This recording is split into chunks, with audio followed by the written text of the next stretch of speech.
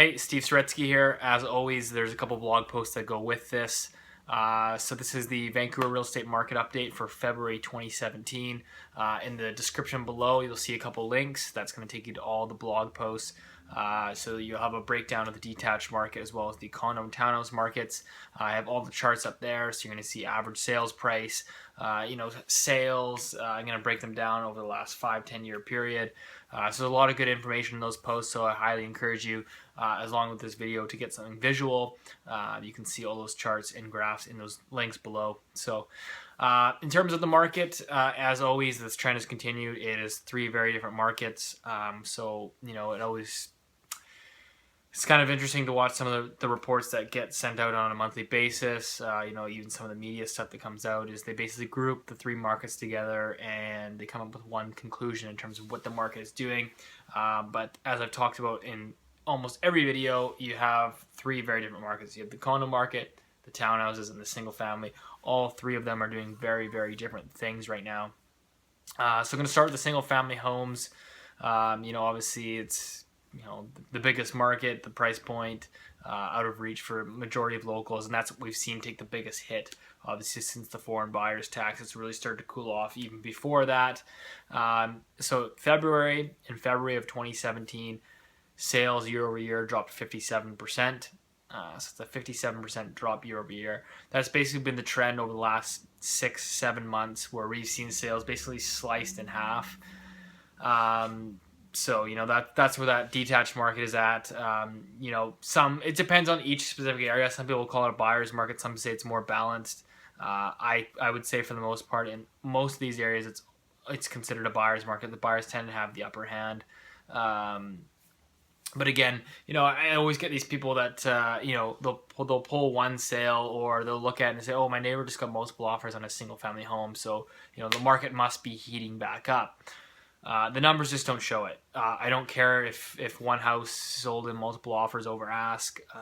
It's irrelevant. It can be, the realtor could intentionally price it low. I'm starting to see that in certain areas. I've seen it a lot in Richmond, where the realtor basically essentially does like a blow off Boxing Day sale, and they slice the price. They basically list it way below its actual value, and of course it goes multiple offers, sells a couple $100,000 over ask, and then everybody just assumes that the market's heating back up. That's not the case. That's not the numbers show us. The numbers show it's a 57% drop year over year in sales. That is substantial. And again, that's been the trend for 5-6 months, 7 months. Nothing has changed there. New inventory for the detached market year over year is up 18%. So you have sales dropping 57%. You have inventory up 18%. That's what pushes on prices. And again, for most of these areas, the average sale price is down about 18%. It's about 15%. That's on average. I mean, you'll see certain areas, maybe on the higher end luxury homes in the west side of Vancouver, could be up to 20%. In certain areas it might only be 10. But as a rule of thumb, most markets, you want to know what it's down from the peak of last spring. It's about 15%. Little has changed there. The one thing that is concerning for I guess the detached market, in January we saw new listings basically on par with the 10-year average. So everything kind of looked good in terms of new listings coming on. The inventory level is starting to creep up. As I said, they're 18%. They're up 18% year over year. But what we saw in February was a big drop off in new listings. For the most part, new listings across Greater Vancouver were down 50% year over year. So it's obviously substantial. You got to wonder, why are people not selling? A couple examples. I can't speak for everyone, but for some of my clients and other realtors that I've spoken with, the case seems to be a lot of people listed in the fall and winter. They looked at their prices. They set it for 2016 prices. They didn't get what they want, and so they took it off the market and said, "Okay, I'm going to relist in the spring, and maybe the market will bounce back. Maybe there'll be more activity." And so we saw a lot of those listings get pulled, and I don't think a lot of them have actually relisted yet. So those could be coming on. Another thing that we're seeing as a possibility, I don't want to say that this is the cause for the new listings dropping 15%. Obviously, it's substantial. But you have to ask a lot of these people if they're going to sell their detached home, where do they go? You can certainly downsize to a condo, but if you're going to downsize to a condo, there's a good chance you're going to be competing on multiple offers. I mean, who wants to be involved in that? Townhouse market is still going relatively strong. So there's still some competition there occasionally. So it's really not a friendly time to move unless you're cashing out and moving, out of BC. Don't go to Toronto either right now. It's hard to move. There's not really anywhere to go, and so that could be a possibility. If you look at in terms of human psychology, recency bias, people see that their homes have gone up substantially and they choose not to sell. As it's been a good investment that's made them a ton of money. So I don't know the reasons for people not selling, but if this trend continues, it's something that I'll certainly be watching in March and April markets. It's very, very critical that new listings keep up. If you're looking for a price correction or whatever, So right now it looks like prices are sort of flatlining. Obviously, with new listings dropping 50%, that starts to create some pressure. If that continues, that prices could potentially go back up. Again, that's very hard to predict. I don't know what sellers are going to do. I can't read their mindset. So that's where we stand right now. Not a whole lot of change in sales. Not a whole lot of change in sales. I mean, despite what people might tell you about the market heating up, please understand that heating up in respects to what? In terms of one sale? Are you looking at the condo market and making that assumption, moving into the detached market? The detached market is relatively the same as we've seen it over the last 6 to 7 months. Switching gears into the townhouse market, it seems to be kind of lingering along. There's definitely been some movement there. For the most part, people will look at the average sales price. Yes, it was up in February, but again, the average sales price fluctuates on a month-to-month basis like that. So you can't look at 1 month and call it a trend. It's in certain areas. I can look and tell you, for example, in Richmond, the average sales price is still down. I think it's last I checked about 7 to 10% from the peak, and it's kind of like this, and it's down in terms of. But townhouses. I'll just give you the numbers here. Townhouse sales are down 30% year over year. Inventory is up 19%. So sales down 30%. Inventory up 19%. So you can kind of get a good sense. So again, people talk about how hot the townhouse market is. Yes, it's still doing quite well. But in terms of heating up, no, sales are maybe increasing. Yes, that's a seasonal thing. Spring, we obviously see the most sales. So, I don't know if it's a narrative craft or it's just you can't see the forest past the trees sort of thing. But I always like to dive into the numbers, just get super, super analytical and look at it and try not to create any bias towards any of the numbers, because that's just exactly what the numbers will tell you. At the end of the day, the numbers don't lie. So that's what we're looking at right now. Townhouse new listings, again, we're down 17% in February. So that's, again, something to track. Why are people not selling? I think that's just tends to be what happens when prices go up. That's why we had the extremely low inventory last year. But anyways, that's the story for townhouses. Average sale price, I still don't. I'd still have them down a little bit off their peak. It's very hard to tell. It's very specific to each individual area. Obviously, as the townhouse market or detached market corrects 15%, there's some pressure on the townhouses to come down. So, and then you look at it as on a total 180 scale, we get into the condo market, and that's a beast of its own right now. Obviously, that was kind of the last market to really take off. It's really the only market left that's actually affordable, based on actual incomes, what people earn here. That's, despite apartment sales actually in February, they dropped 28% year over year. But here's the kicker. So sales in condos dropped 28%, but the inventory drops 37% year over year. So last year we had record low inventory. This year set another new bar for even lower inventory. So 37% drop year over year.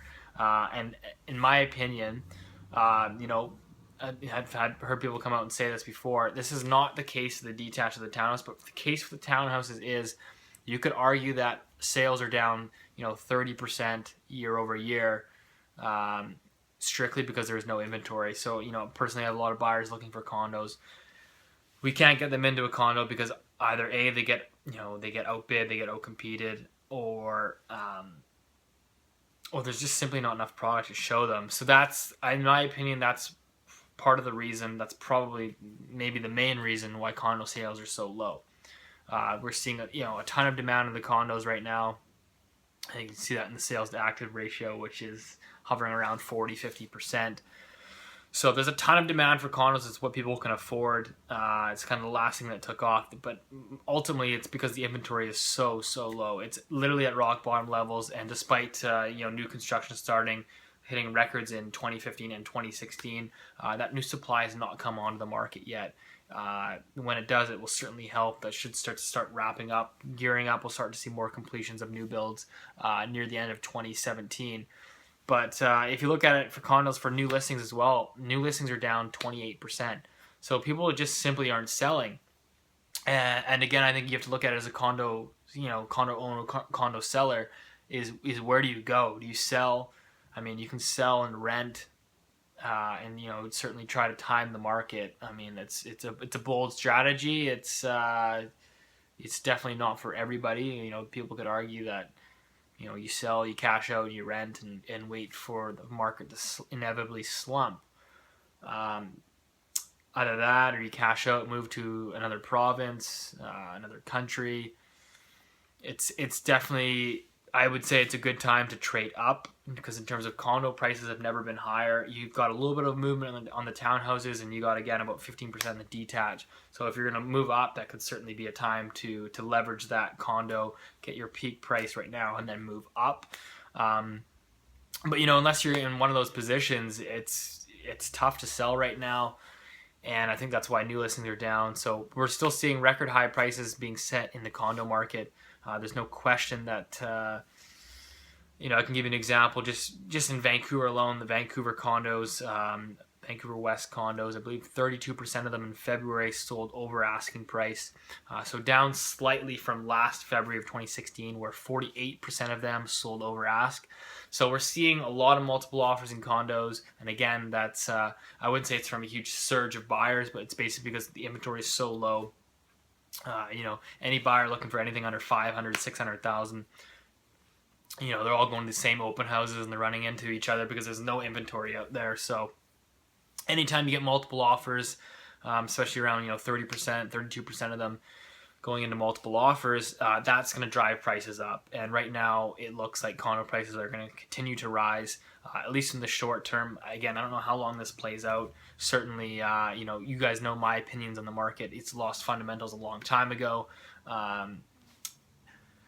Obviously, you've had a lot of economists come out and warn of a housing bubble. I certainly think at some point, something's going to give. What happens here? Does the detached market continue to correct? Does it just stop at 15%? Do the condos just keep going up? At what point does a condo become out of range, unrealistic even to locals here? At what point do you start paying $700,000, $800,000 for a condo as single family homes creep lower to $1 million? So it's something to look at. It's going to be very interesting in terms of where does it go.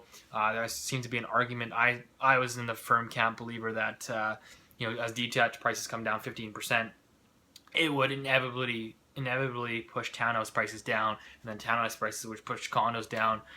Some people want to make the argument that condos are going to push the detached market back up. I don't know if that's possible. I'm going to make any predictions. My belief is that obviously what I'm seeing right now from feet on the ground is a lot of people that are buying condos right now, it is first-time buyers. And a lot of first-time buyers rely on help from mom and dad. I think the stat out there is it's definitely over 50%. I have the article somewhere. I think it was close to 70% are getting help on their down payment. That down payment, a lot of that is predicated on the equity that's built up in the single-family home. So obviously as a single-family home loses value, maybe the down payment for the condo isn't there, or it's not as big as it once was. That was kind of my belief. But again, we'll have to see about that. So that's kind of where we're at. I highly encourage you to subscribe to my newsletter if you want to keep updates on the market on a weekly basis. Again, check out the blogs below. You'll see all the graphs. I basically chart out the benchmark prices, average prices for you. Give you all the sales numbers. Try to provide as much value for you as possible so you can make an informed, educated decision. Again, everybody has different opinions and views on this market. I think that you guys certainly know mine. I don't believe that you can time this market perfectly, but there's obviously a lot of things to look out for. Everybody makes their own decisions, and that's all I got. So I will be putting together another video. I believe I'm supposed to be actually interviewing Hilliard Macbeth coming up here at the end of the week, and of course he's the author of When the Bubble Burst, the Great Canadian Housing Bubble. So that'll be an interesting guest. He's been on a lot of the local, a lot of the global news channels as well. So he's coming by for a visit. So I'm going to get some questions from him, get his thoughts on the market. Obviously looking at Toronto. Toronto is just fascinating right now. They're basically repeating what Vancouver did last year in 2016. And I'll keep an eye on this market for you, keep you updated, keep you in the loop. I think the biggest thing to look forward to is what's going to happen with new listings here. Primarily in the detached market, we need to get the new listings. They need to keep pace. They need to keep par with the 10-year average. If they keep dropping, 50%, it was only 1 month, but if they drop consistently, 50% in the next couple months, that could be it could be a game changer for the detached market. So keep an eye on that. Thanks for watching, and I'll talk to you soon.